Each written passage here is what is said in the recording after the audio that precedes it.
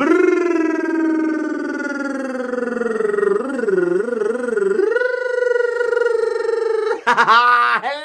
everyone. Welcome to another episode. Welcome to another recording. It is I, your Lord, your Master, your Savior, Mediafile. But before I go even further, I want to welcome all of my ladies, my gentlemen, my winners, my wizards, my losers, my rats, my clowns, my idiots, the morons, the geniuses, the good lookers, the not so good looking, the knights, the battle mages, the lustful ones is what I like to call them. And of course,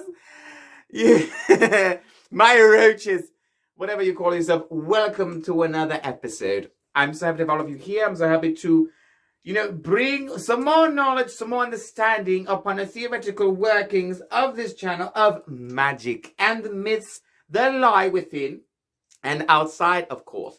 I'm here. Don't pay too much attention to me. I'm just trying to make sure I get the right things. You call me at a somewhat of a interesting time. I'm in the process of getting some things together for my class.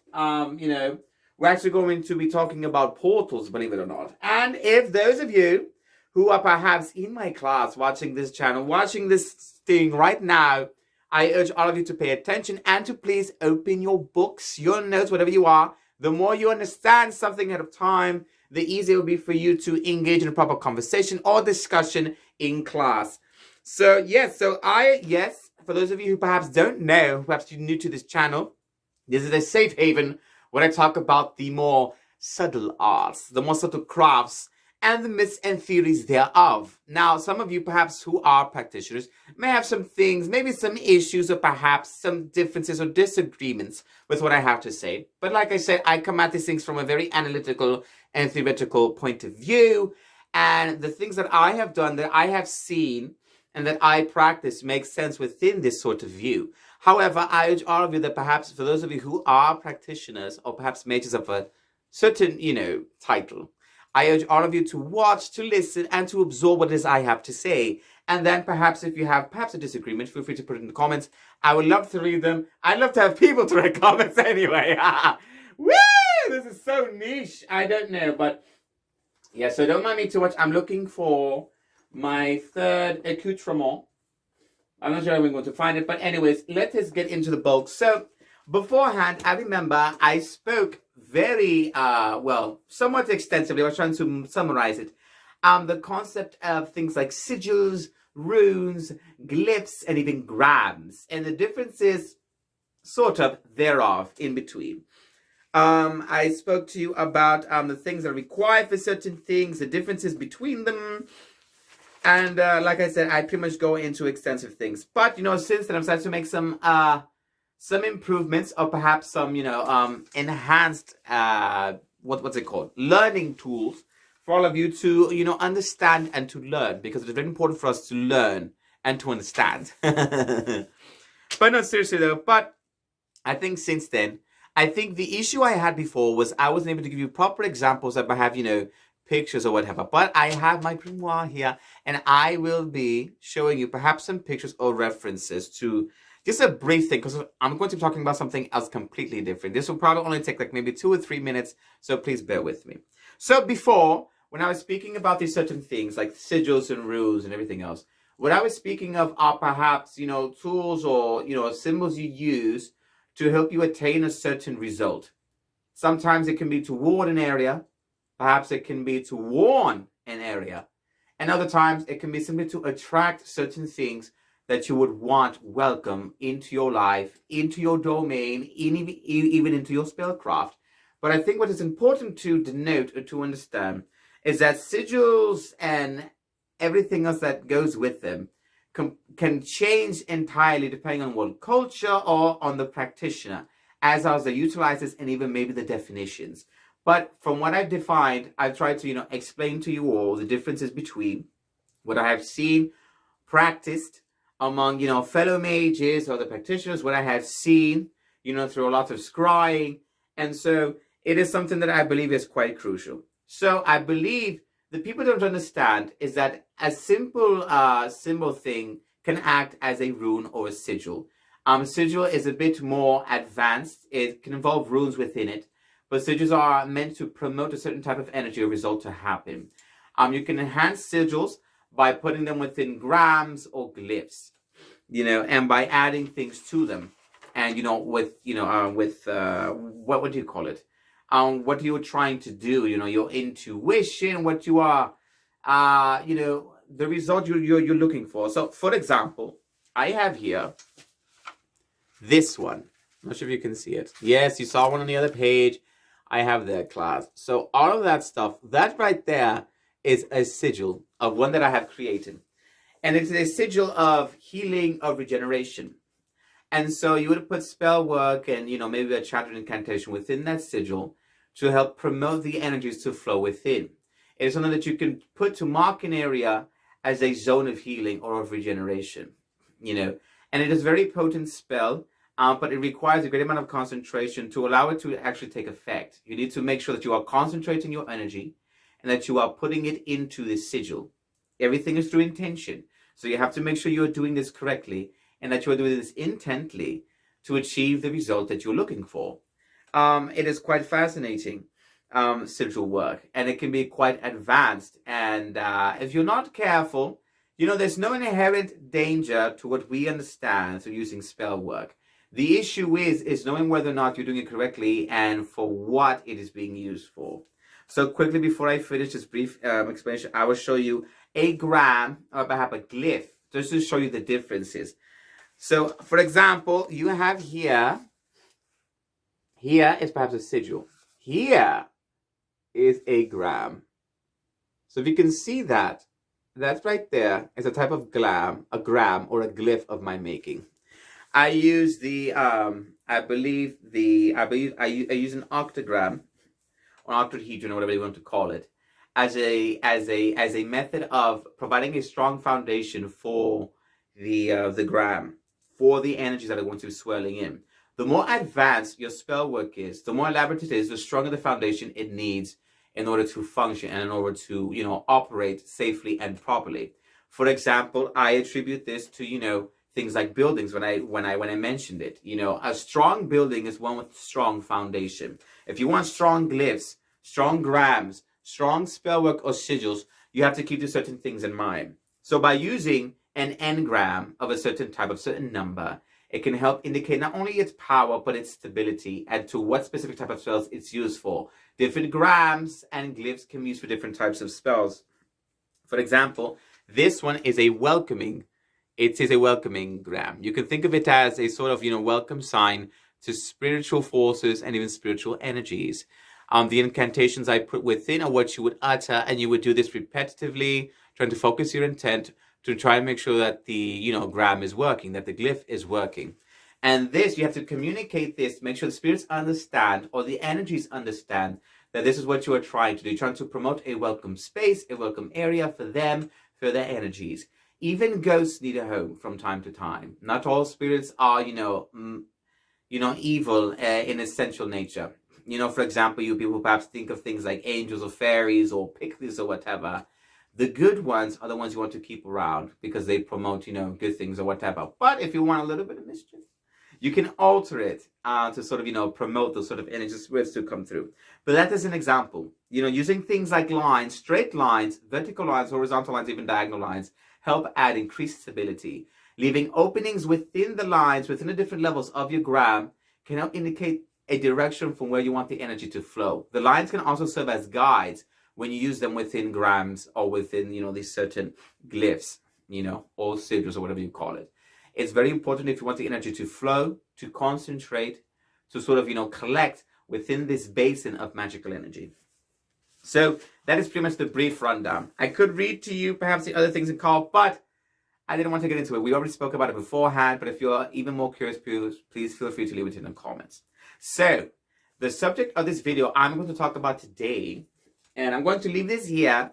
Any further work, I will make additional notes and I will notify you in the next one. I want to talk about portals. Yes.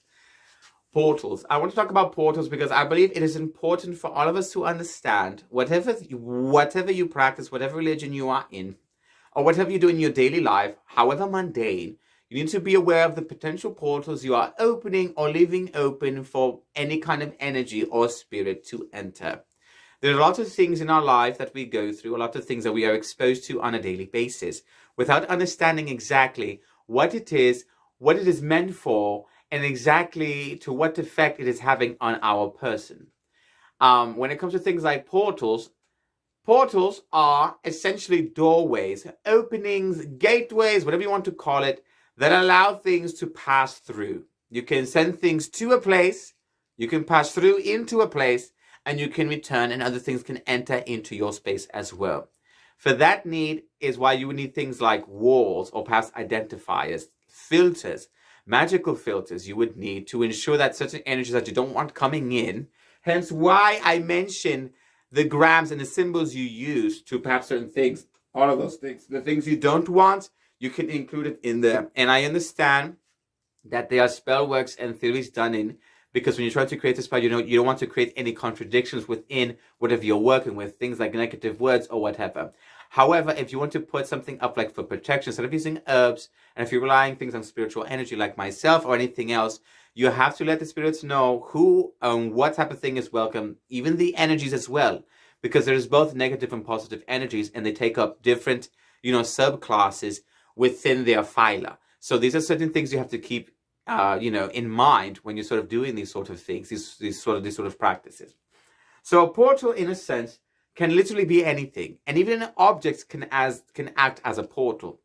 Whenever you hear things like cursed objects, these are essentially objects. And I mentioned this way back when. I believe in a video I did several, maybe last year or so, talking about cursed objects or objects with hidden purposes. I talked about the monkey's claw, for example. The lamp that a gym would typically be in, as an example, can also be a type of a basin. Those can actually act as keys, but keys give access to whatever unlocks a certain door with it. That's why you have to be careful, okay? Everybody within their life, even your home, has essentially a portal that allows you to enter. Your energy enters into there, and it can be a safe space for you. But if you do not apply walls, and if you do not have, portals that are managed properly, that have filters on them, you can welcome anything into your house. And I will explain several methods and several things that can promote that. The first thing I will be talking about is simply conversations.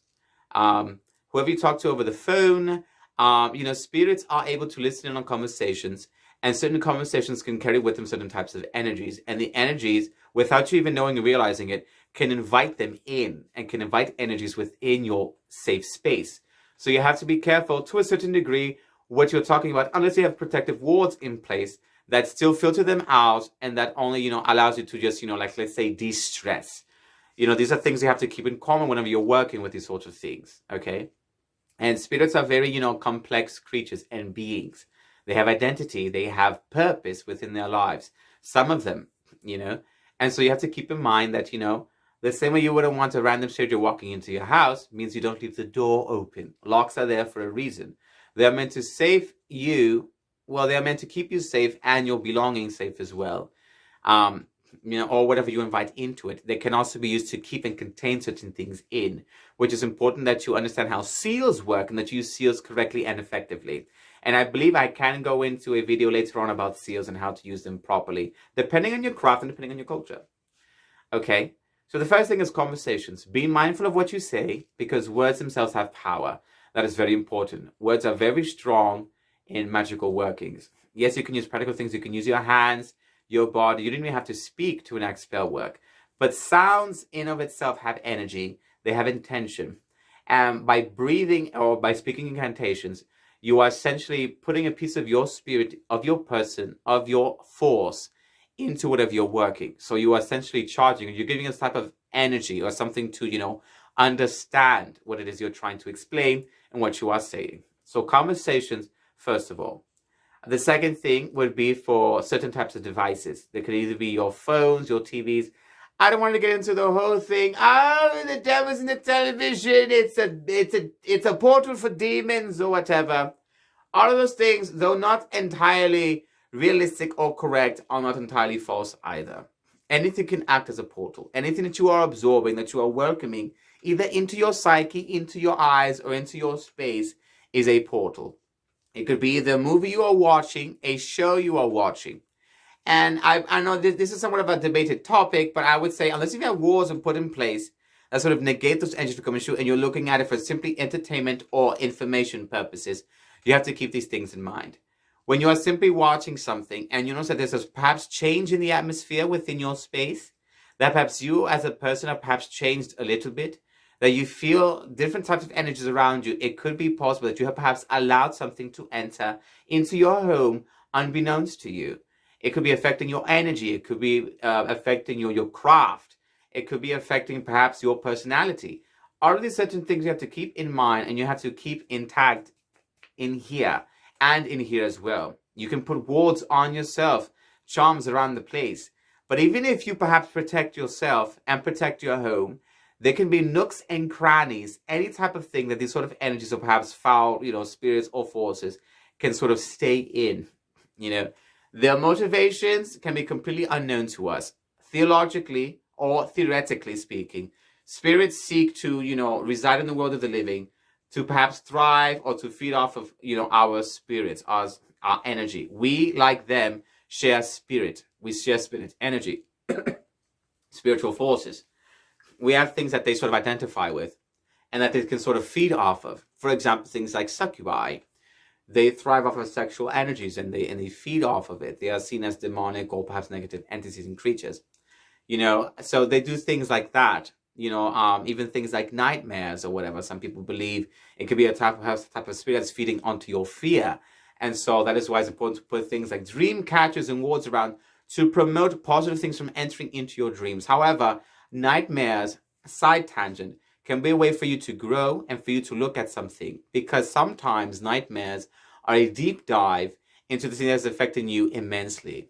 It's a deep dive into your psychology. It is very scary, but if you are strong, if you are wise, and if you carry such an intention, prepared for such a thing, whatever, you can learn a great deal from those sort of things.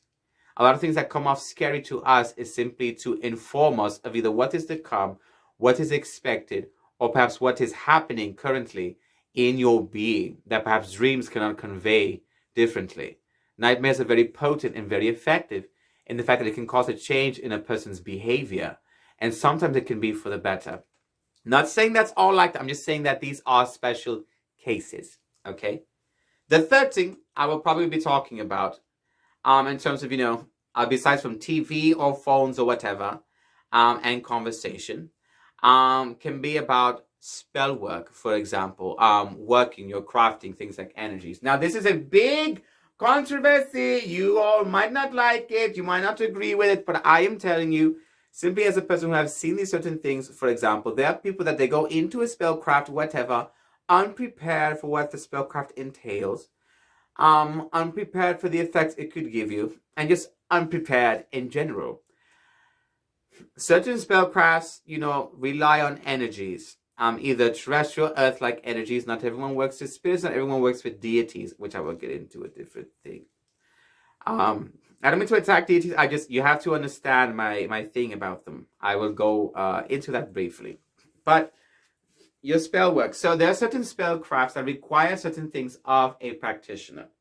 For example, if you're a person that makes perhaps potions or you things like, things of nature, things that are said to inhabit certain types of energies or promote certain things. These are more natural types of, practices and forces. Nature in itself is not evil. However, nature in itself, because it is a thing of energies and it's a hub of energies, negative energies and positive energies can dwell within nature.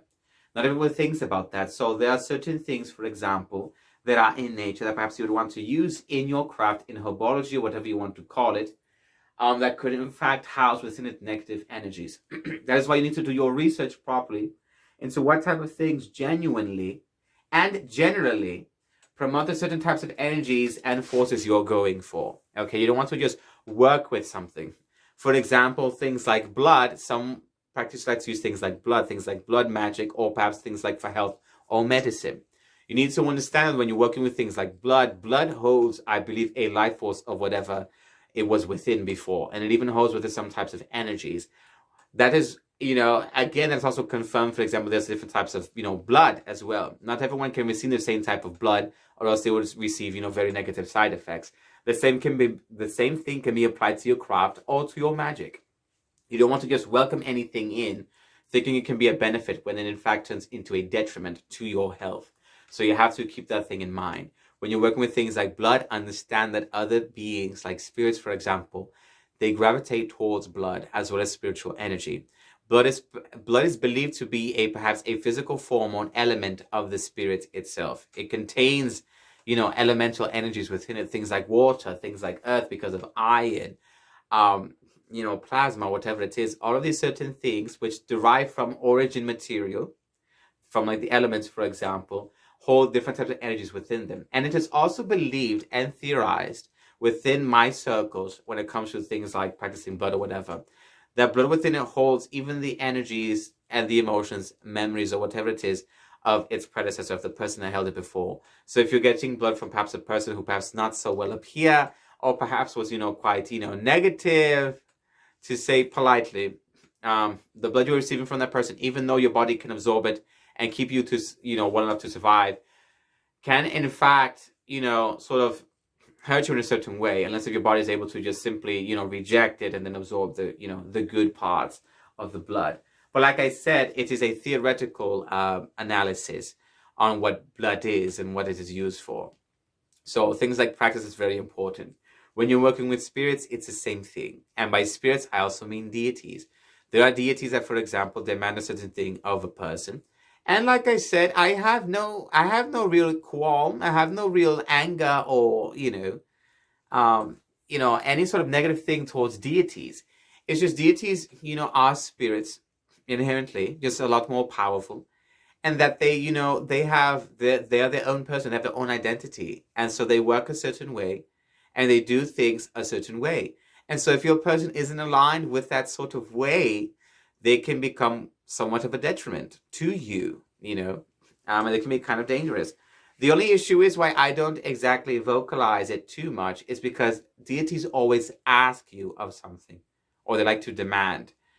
Spirits, for example, sometimes it could be a humble deity or just a spirit that is quite potent that simply wants to help you and they ask for something simple in return. If you can identify what type of spirit they are or who they are, because who they are matters just as much. You can, talk about or, do things like trade because, they don't mind helping out. They have all of eternity. And sometimes they get bored and they, like to, have a companion or someone to do things with. Perhaps they're seeking a safe haven because where they come from, perhaps isn't as safe. And so while they are there, they can, help improve things around your life or within your home, for example, if you want to invite them there. But there are certain spirits like deities, for example, that unbeknownst to you could perhaps have other intentions or perhaps other abilities or perhaps, other, thoughts or practices that perhaps you don't agree with. They could tell you one thing, but can be completely different. You can't assume every spirit is being forthright. That is why you have to test them.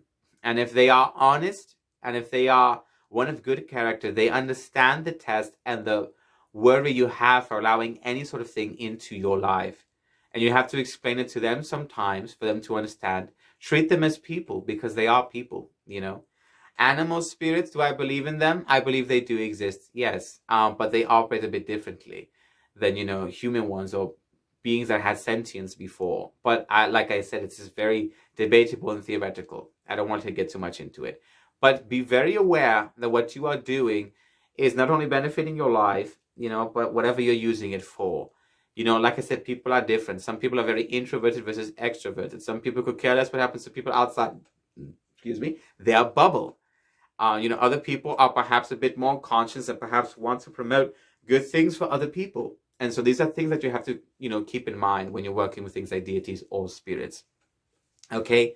Put wards down. Okay? If a spirit, for example, that you are trying to work with is having an issue with a ward that you put down for your own protection, that is a red flag.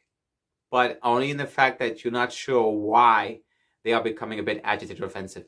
Spirits can become very offended based on what you are using. That is why you have to identify using wards and you have to put the energy in the identifier out there for the spirits to hear and to understand why and what it is you are putting there. When you're working spirits, you have to be very transparent, okay?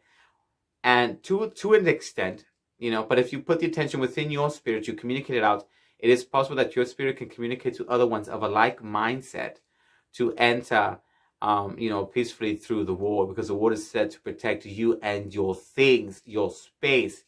Don't take down any of your walls. Refill them if the energy subsides. Okay, be very attentive when you're working alone, doing these certain things or whatever. Spirits on a mundane level, they don't really work with the mundane too much. They're always around. Sometimes they affect their lives.